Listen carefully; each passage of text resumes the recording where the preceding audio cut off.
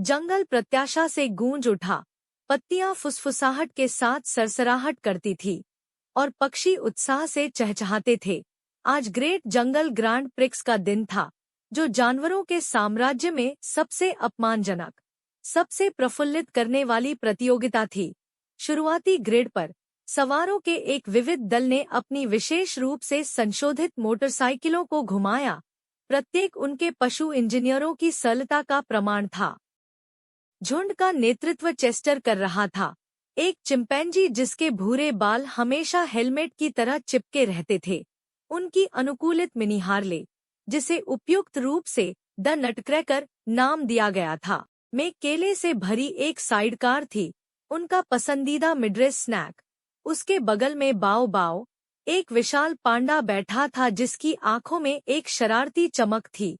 उनकी पांडामोनियम, एक चिकनी बांस फाइबर वाली मशीन, एक विशाल काले और सफेद यिनयांग प्रतीक से सजाई गई थी। बाओ बाओ के बगल में ब्रूनो, एक भूरा भालू था जो अपने प्रतिस्पर्धियों पर भारी पड़ रहा था। ब्रूनो की हनीकॉम्ब स्क्रैप मेटल से एक साथ बनाई गई मोटरसाइकिल की एक राक्षसी, ऐसी दिखती थी जैसे यह लाल लकड़ी को समतल कर सकती है। अंत में राजा, एक राजसी बंगाल टाइगर था जो अपने चिकने बागधारीदार परफेक्ट स्टॉर्म के ऊपर बैठा था। खोखले लट्ठे और प्रभावशाली फेफड़ों की क्षमता वाले एक बंदर से बना प्रारंभिक सींग बजाया गया। रेस से पहले केले के अत्यधिक सेवन से उत्साहित चेस्टर ने चीखते हुए खुद को आगे बढ़ाया। नटक्रैकर आगे बढ़ गया और अपने पीछे फेंके हुए केले के छिलकों का निशान छोड़ गया। बाओ बाओ अपने आकार के कारण आश्चर्यजनक रूप से फुर्तीला, बाधाओं को पार कर गया। चंचल बंदरों के सौजन्य से विशाल फुलाने योग्य कैक्टी, ब्रूनो अपने वजन के बावजूद दहाड़ते हुए आगे बढ़ा। हनीकॉम्ब आश्चर्यजनक रूप से फुर्तीला था। राजा पूरी कृपा और शक्ति के साथ एक केंद्रित तीव्रता के साथ गंदगी वाले रास्ते पर सरकते रहे। पहली बाधा आ गई, मगरमच्छ क्रॉसिंग। हवा में तैरने वाले मगरमच्छों की एक श्रृंखला कीचड़ भरे गड्ढे में ऊपर नीचे उछल-कूद कर रही थी। हमेशा साहसी रहने वाले चेस्टर ने उन पर छलांग लगाने का प्रयास किया। वह हवा में उड़ गया, उसका जबड़ा टूटने से बाल-बाल बचा, लेकिन कीचड़ में छींटे पड़ने के कारण केले उड़ते हुए जमीन पर गिरे। मीरकैट, गिलहरियों और टॉकेन की जय जयकार करने वाली भीड़ हंसी से गूंज उठी। इस बीच बाओ बाओ ने अधिक सतर्क दृष्टिकोण अपनाते हुए आश्चर्यजनक निपुणता के साथ मगरमच्छों के चारों ओर भ्रमण किया।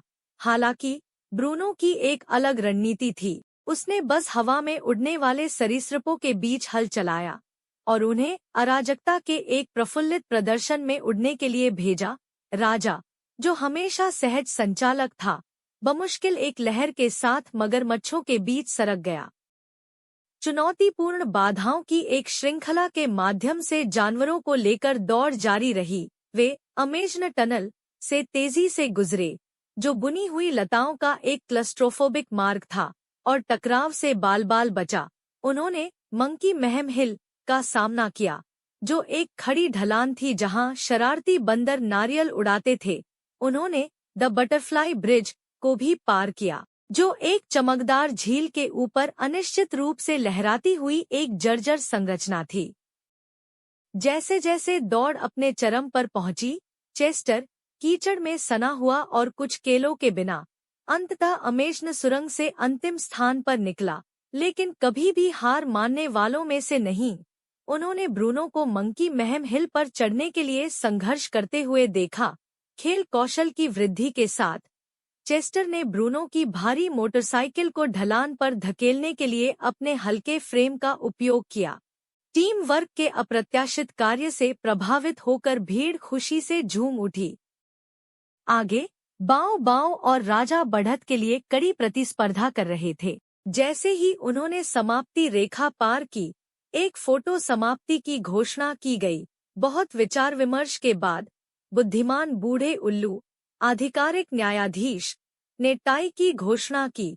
बांस की टहनियों से प्रेरित बांव बांव और शुद्ध दृढ़ संकल्प से प्रेरित राजा ने प्रतिष्ठित विजय ट्रॉफी साझा की, एक विशाल रसदार तरबूज।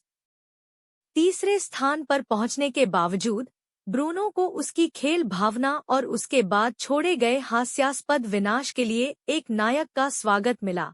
कीचड़ में सने लेकिन टीम वर्क के प्रति नए सम्मान से भरे चेस्टर को एक विशेष पुरस्कार मिला, जीवन भर केले की आपूर्ति।